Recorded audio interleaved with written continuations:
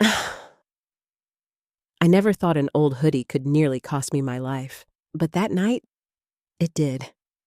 Out of nowhere, a police car pulled up. The officer stepped out, shouting, "On your knees!"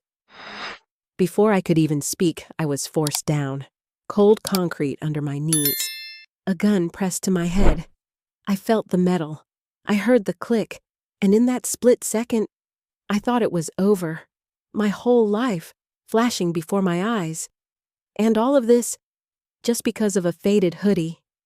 So, let me ask you, what would you do if you were in my place? I never imagined that an ordinary evening walk could turn into a moment that would change the way I saw life forever. It was supposed to be routine. Quiet streets, dim streetlights, and me just trying to clear my head after a long day. Nothing unusual. Nothing threatening. Just me, the night, and a worn-out hoodie that I had owned for years. That piece of fabric, faded and fraying at the edges, was not just clothing. It was comfort, familiarity, and a reminder of simpler times. I had slipped it on absent-mindedly, never thinking twice about it. But that old hoodie would soon become the reason I nearly lost my life. The air was cold, sharp against my skin, and I pulled the hood tighter over my head as I walked. The streets weren't busy. A couple of cars passed now and then, their headlights sweeping across the cracked pavement before vanishing into the distance. I liked the quiet. Silence has always been my escape. I could think, breathe, and let go of the noise of the day. But sometimes, silence hides danger. Sometimes, silence is the calm before a storm. I was halfway down the block when I noticed headlights slowing behind me. At first, I didn't pay much attention. Cars slow down for 100 different reasons. But then, I heard it, the sound of tires grinding against the curb, a door opening, heavy footsteps, and then a voice, sharp and commanding, slicing through the night. "Get on your knees!" The words hit me like a physical blow. I froze, my mind blank. For a moment, I thought maybe it wasn't directed at me. Maybe someone else was nearby. But the street was empty. It was just me. I turned, slowly, confusion tightening my chest. A police officer stood there, hand on his weapon, eyes locked on me as if I were a criminal caught in the act. I remember raising my hands instinctively, my voice stumbling out. "Officer, I didn't do anything!" But he didn't care. His expression was cold, unreadable. His hand moved, and in one swift motion, the gun was out. The sight of that black weapon, gleaming under the faint streetlight, made my legs weak. My instincts screamed at me to run, but my body wouldn't move. All I could do was stand there, heart racing, every second stretching into an eternity. "On your knees, now!" There was no hesitation in his voice. No room for negotiation. Just raw authority that crushed the air out of my lungs. And in that moment, I realized I had no choice. I dropped to the ground, the concrete biting into my knees. My palms pressed against the cold surface as I tried to steady myself, but nothing could steady the storm inside me. Fear doesn't announce itself politely. It slams into you, steals your breath, and leaves your mind spinning in chaos. I could feel the gun trained on me, heavy like a shadow pressing down on the back of my skull. My hoodie, this old, worn thing, suddenly felt like a target painted on me. I kept thinking, why? Why me? And then it hit me. Maybe he thought I matched a description. Maybe the hoodie, with its faded color and frayed sleeves, looked like something he associated with trouble. Maybe he had already decided who I was before I even opened my mouth. In his eyes, I wasn't just a man walking home. I was a threat. I wanted to scream, to tell him he was wrong, that I was just a regular person trying to get through the night. But words felt useless when a gun was pointed at my head. Every sound in the world disappeared except the pounding of my own heartbeat. It's strange how, in moments like these, your mind does things you can't control. Faces flashed before me, my family, my friends, the people I loved. I wondered if I would ever see them again. I thought about the things I hadn't done yet, the words I hadn't said, the life I still wanted to live, and all of it seemed so fragile, so easily taken away, because of one officer's decision and one old hoodie. The silence between us stretched on, unbearable.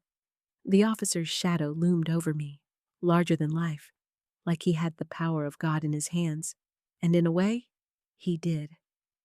One squeeze of his finger, and everything I was, everything I could be, would vanish. I tried to speak again, my voice trembling. "Please, I'm not who you think I am." But he didn't respond. The gun didn't waver, and in that moment, I realized something terrifying. My life was no longer in my hands. I had always believed that the choices I made defined my path. Work hard, stay out of trouble, treat people with respect. That's what I lived by. But here, kneeling on cold concrete with a weapon aimed at me, none of that mattered. It didn't matter how good I was, how honest, how innocent. The only thing that mattered was what he saw when he looked at me. And what he saw wasn't me. Seconds felt like hours. I could hear the click of his weapon, the metallic sound echoing inside my skull. And in that terrifying stillness, I realized how quickly everything can be taken from you. How a single misunderstanding, a single assumption, can place you one heartbeat away from death. That night, under the dim glow of a streetlight, I understood something I never had before. Life is fragile, more fragile than I ever wanted to believe. And all of it, this fear, this helplessness, this brush with death, was because of a faded, old hoodie. The street where it all happened wasn't extraordinary. In fact, that's what made it so haunting. It was just an ordinary street. Rows of dimly lit houses, cracked sidewalks, and a few trees that seemed too tired to grow any taller. The kind of neighborhood where people usually felt safe walking home at night. I had walked it countless times before, never once thinking of danger. It was familiar, predictable, boring even. That night, though, everything about it felt different. The air was heavier, the silence thicker. Even the shadows seemed alive, stretching across the pavement like they were reaching for me. I could hear the faint hum of a streetlight buzzing above, flickering every few seconds as if it, too, was nervous about what was about to unfold. I remember looking at the houses nearby, curtains drawn, windows dark. People were inside, tucked safely into their lives, unaware of the scene playing out just outside their doors. None of them would know that on that ordinary street, I was kneeling with a gun pressed to my head. I wondered if anyone could hear what was happening. Did a neighbor glance out their window? Did someone see me kneeling in the middle of the road and mistake it for something else? Or was I completely invisible, just another shadow swallowed by the night? The officer's presence filled the silence. He stood tall, rigid, his uniform pressed, and his boots heavy against the pavement. His hand never left the gun, his finger hovering dangerously close to the trigger. The streetlight illuminated his face just enough for me to see the hardened lines etched into it. His eyes weren't just watching me. They were dissecting me, searching for something, confirming a story he'd already written in his head. I could hear the faint crackle of his police radio, static breaking through every now and then. But he didn't reach for it. He didn't call for backup. He didn't ask questions. He had already decided everything he needed to know. To him, I wasn't an innocent man heading home. I was a threat, and threats had to be neutralized. The ground beneath me was cold, the kind of cold that seeps into your bones and makes you feel smaller than you already are. Kneeling there, I felt powerless, stripped of everything except fear. The hoodie, my comfort piece of clothing, had become a symbol of danger in his eyes, and the street, my familiar, safe path, had transformed into a stage where my life could end. The setting wasn't dramatic. There were no flashing lights, no sirens wailing in the distance, no crowd of onlookers gasping in horror. It was quiet, understated, terrifyingly ordinary. That's what made it so surreal. The realization that life can change in the most unremarkable places. I glanced around, desperate for some sign of normalcy. The cracked pavement, the faint smell of gasoline from a car parked nearby, the soft rustle of leaves in the wind. All of it was so ordinary. Yet I knew that if things went wrong, this street would be remembered for something else entirely. A headline, a tragedy, a statistic. The neighborhood had always felt like a safe space to me, but safety is fragile. The moment authority decides you're a suspect, your environment shifts against you. Every shadow becomes a threat. Every sound, a trigger. The quiet street that once gave me peace now felt like a trap. The officer's boots scraped against the pavement as he adjusted his stance, the sound amplified by the silence. My body tensed at every movement, waiting for the sound I dreaded most, the deafening crack of a gunshot. I tried to steady my breathing, but fear has a way of tightening your chest until every inhale feels like it could be your last. The street around me was frozen in time, yet my mind was racing. I thought of all the people who had walked this block before me, families heading to dinner, kids riding bikes, neighbors jogging in the evening. None of them had ever been forced to their knees in the middle of it. None of them had felt the weight of death pressing into their skulls. And yet, here I was, alone, vulnerable, defined not by who I truly was, but by what the officer saw when he looked at me. A figure in a hoodie, a potential threat. The soundscape of that moment was burned into my memory.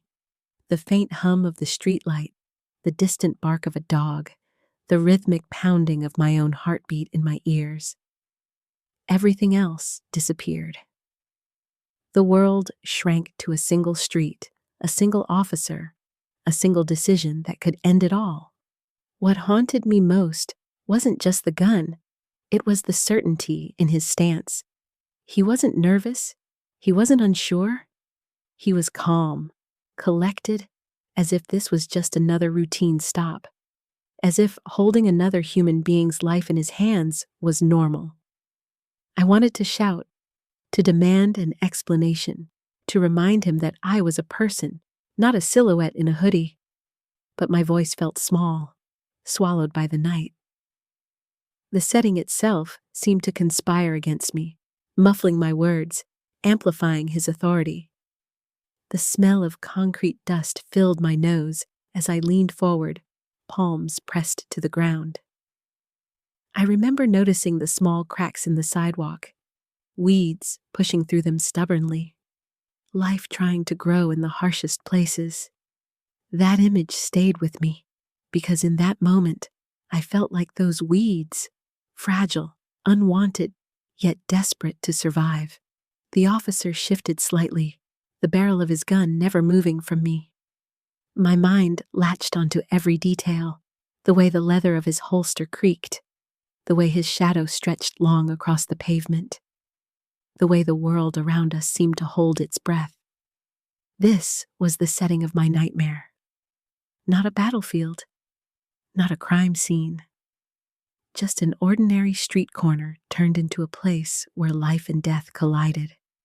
A place that would forever change the way I looked at my neighborhood, my hoodie, and the people sworn to protect me. The truth is, the setting didn't have to be extraordinary. It was its ordinariness that made it terrifying. Because if it could happen here, on this quiet street I had walked 100 times before, it could happen anywhere, to anyone. They say time slows down in moments of danger, and I used to think that was just something people said to sound dramatic. But I learned that night it was true.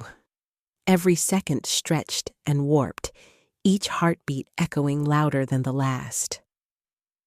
Kneeling on that cracked pavement, with a gun pressed to my head, I felt like I was suspended between life and death, caught in a space where everything moved in slow motion, yet my thoughts raced at lightning speed.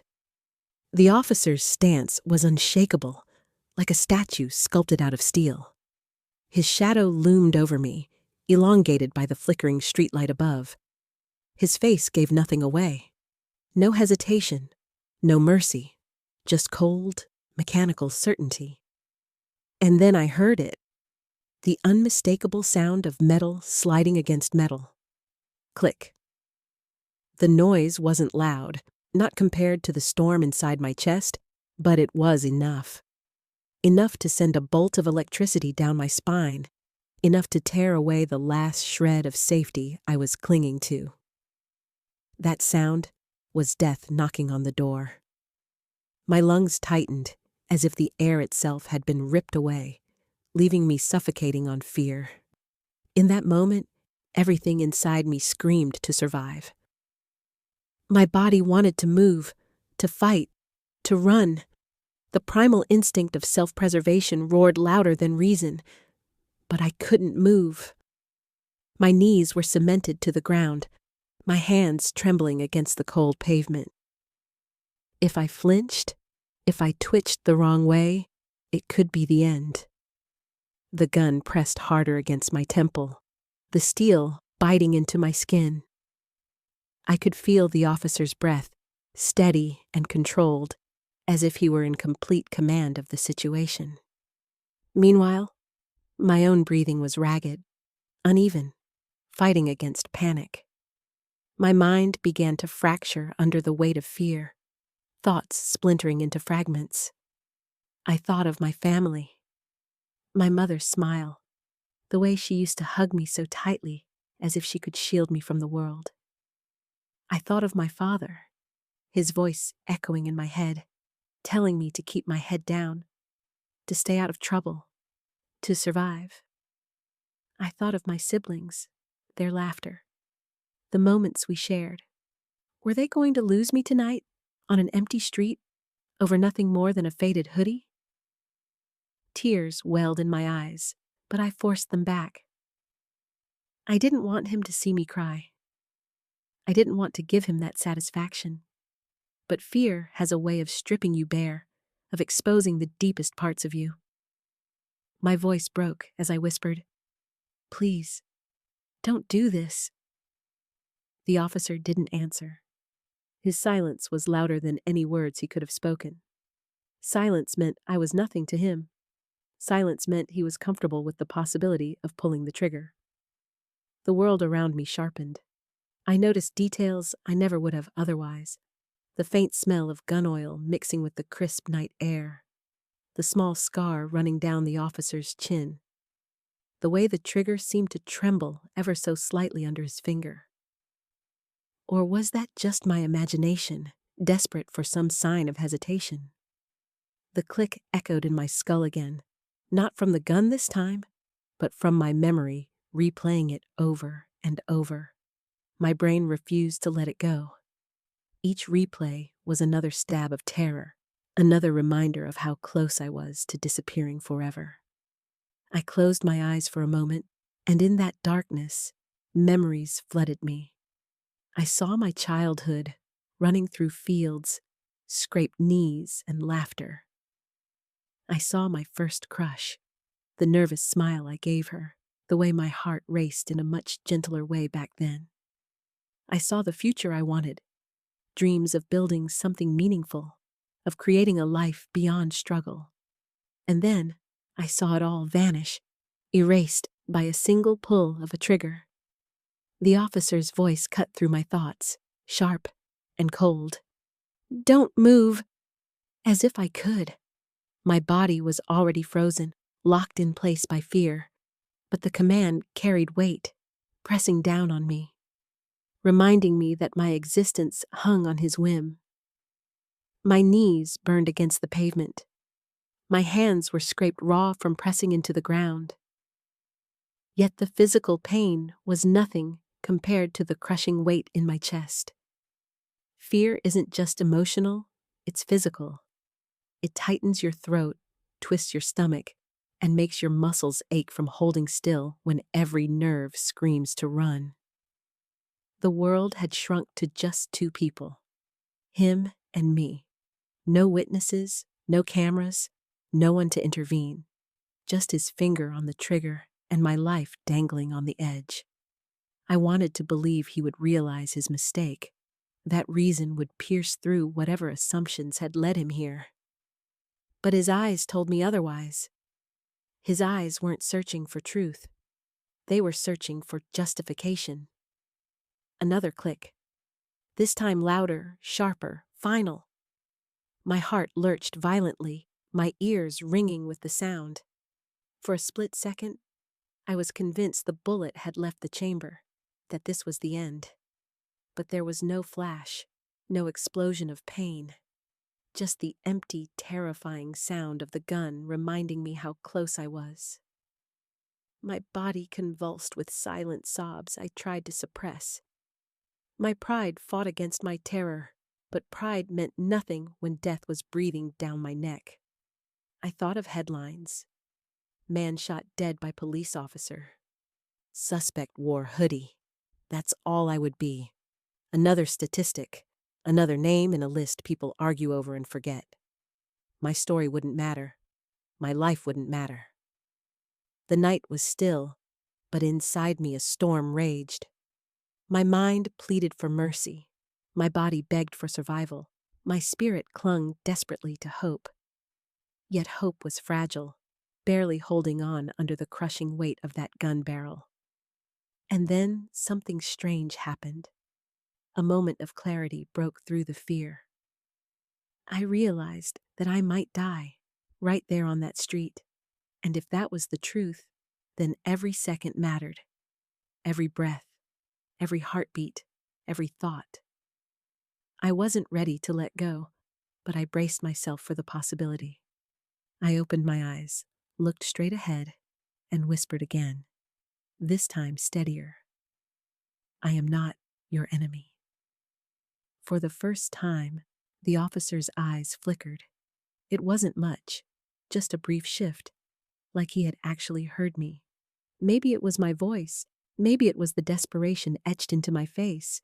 Maybe it was nothing at all.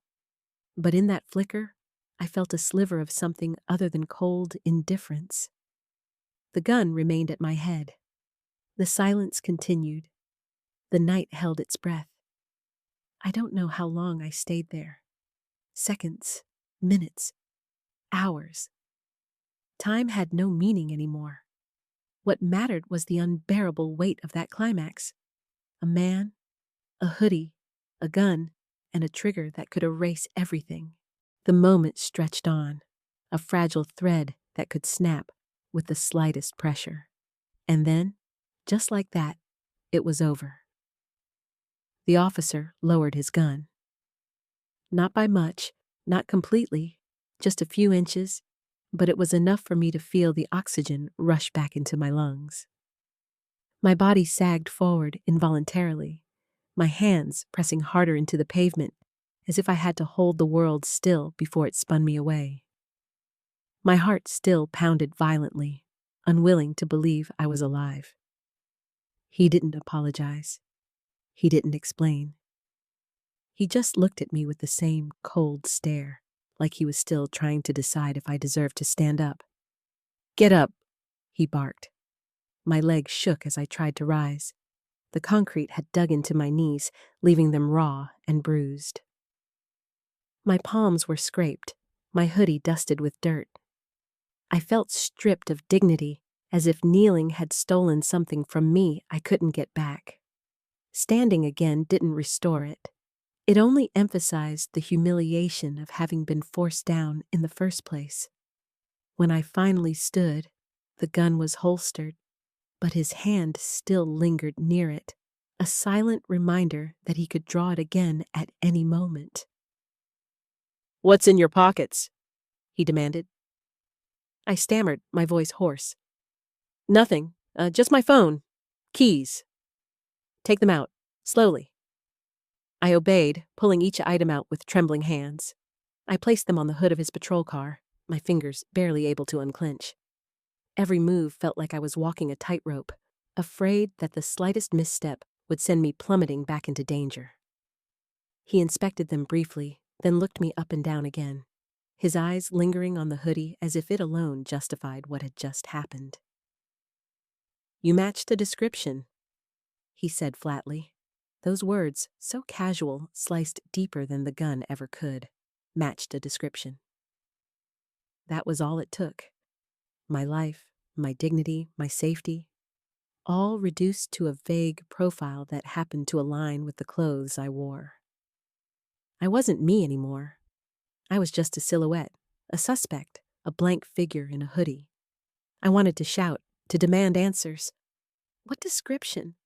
Who was he looking for? Did that person look anything like me?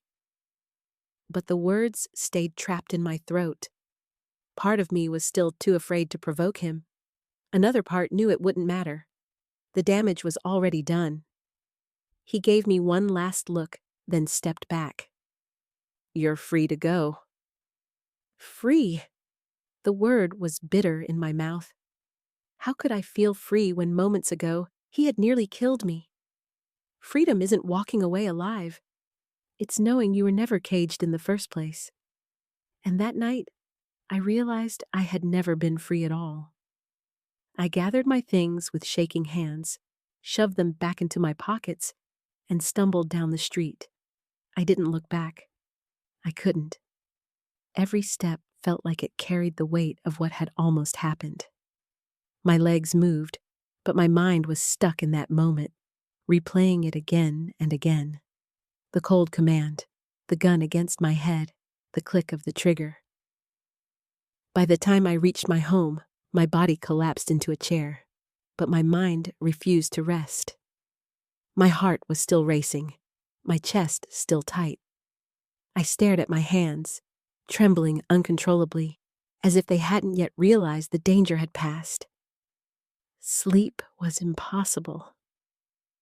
Every time I closed my eyes, I saw the officer's face, the barrel of the gun, the flickering streetlight. I could still feel the steel against my skin, still hear the metallic click that nearly ended me. That was the first consequence, the trauma. People think danger ends when the weapon is lowered, when you walk away alive. But survival has its own cost. Fear doesn't leave with the officer. It follows you home, crawls into your bed, lingers in your dreams. I woke up throughout the night, drenched in sweat, convinced I was still kneeling on that pavement. My ears rang with phantom echoes of a gunshot that never came. My chest ached from breaths I never got to take. Days turned into weeks, but the fear never left. I avoided that street, even though it was the shortest route home. I avoided hoodies, stuffing them into the back of my closet like they were cursed. Every time I saw a police car, my body tensed involuntarily, my stomach knotting until I could barely breathe. The sight of a uniform, once neutral, now felt like a threat looming over me. And then there was the anger. It came slowly, bubbling beneath the surface of fear, until it finally boiled over. I realized that he walked away from that night unchanged, while I was left shattered. He would never think of me again, but I would carry him in my nightmares for the rest of my life. He had nearly killed me, stripped me of dignity, and reduced me to nothing more than a description. And there were no consequences for him. The unfairness of it gnawed at me. Why was my life worth so little in his eyes? Why was my identity erased by a piece of clothing? Why did I have to prove I wasn't a threat when all I was doing was walking home? I began to notice how people looked at me differently too. When I told the story, some friends shook their heads in disbelief, while others questioned me. Are you sure he pulled the trigger? Are you sure you didn't look suspicious? Their doubts felt like another wound. As if survival wasn't enough, I had to defend the fact that I had nearly died. The humiliation lingered. I couldn't forget the feeling of my knees pressed into the ground, of being forced to submit, of being treated less than human. That image haunted me, a scar carved deeper than any physical wound. But the deepest consequence wasn't just fear or anger. It was change. Something inside me shifted that night. The world no longer felt safe. Authority no longer felt protective. I began to see shadows in every corner, threats in every silence. The innocence of believing that walking home in a hoodie was harmless was gone forever. I had survived, yes, but survival wasn't victory. Survival was a sentence. Living with the memory, carrying the trauma, feeling the weight of injustice every single day. And all of it, every sleepless night, every flashback, every tremor of fear, was because of a faded old hoodie. It took me a long time to begin making sense of what happened that night.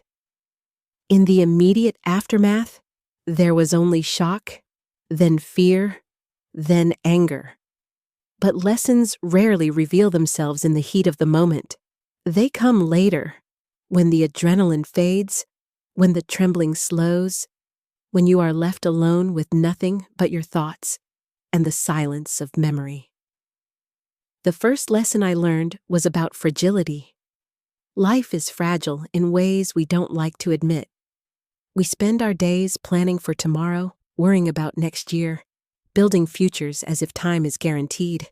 But kneeling on that pavement with a gun pressed to my head, I realized just how quickly it can all vanish.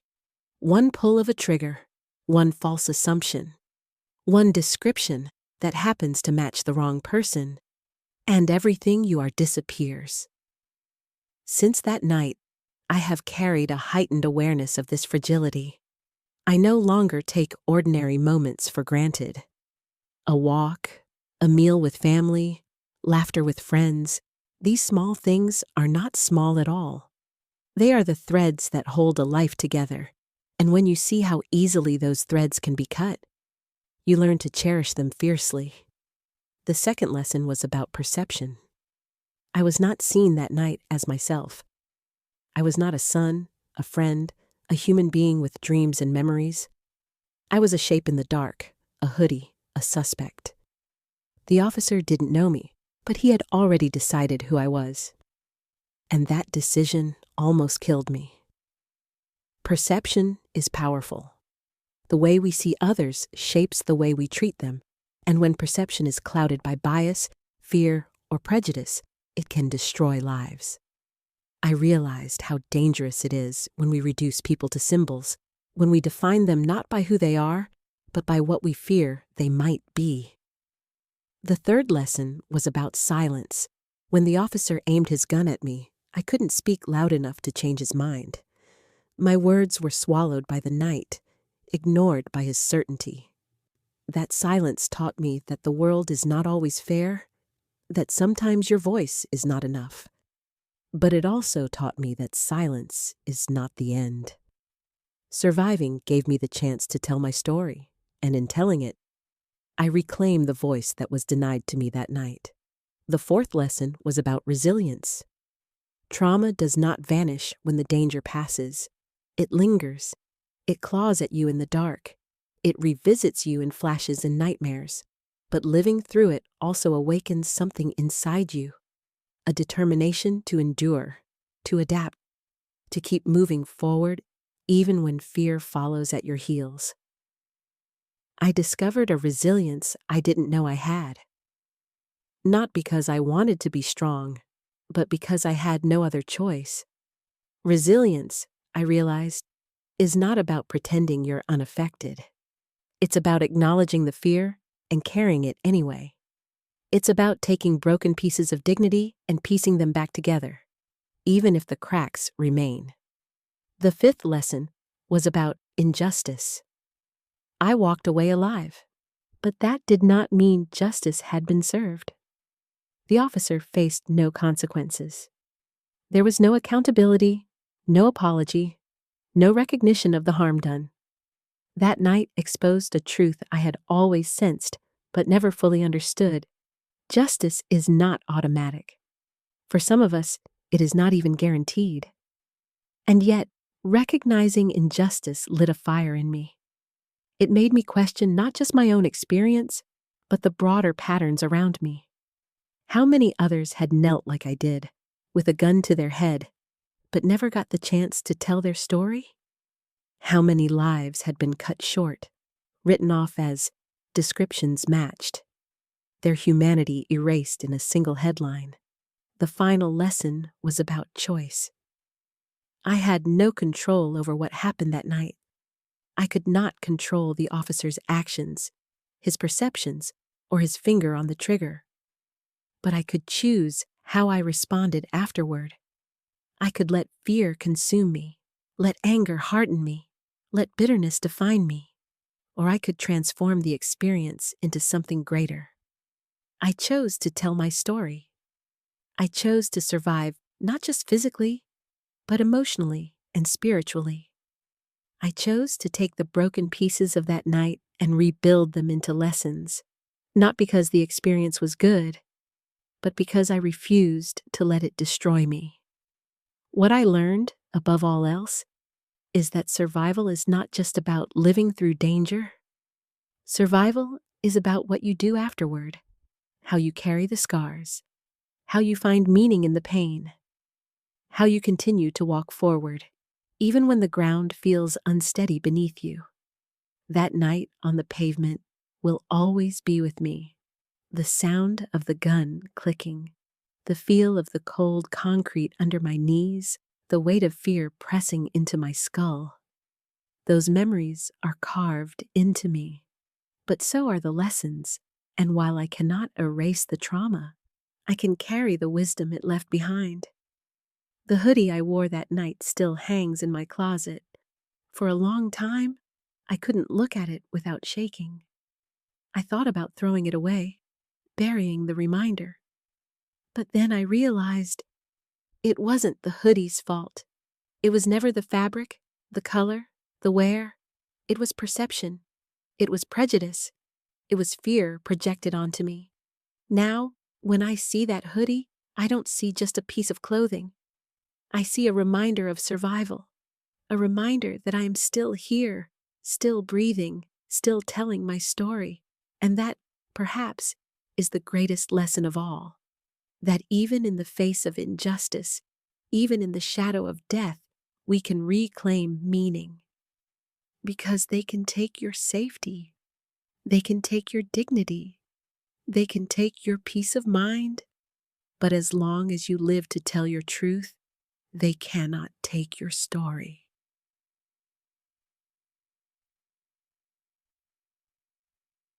When I look back now, I don't just remember the fear. I remember the silence afterward, the strange emptiness of walking home, the echo of my own footsteps. It's almost surreal, the way a single night can split your life into a before and an after.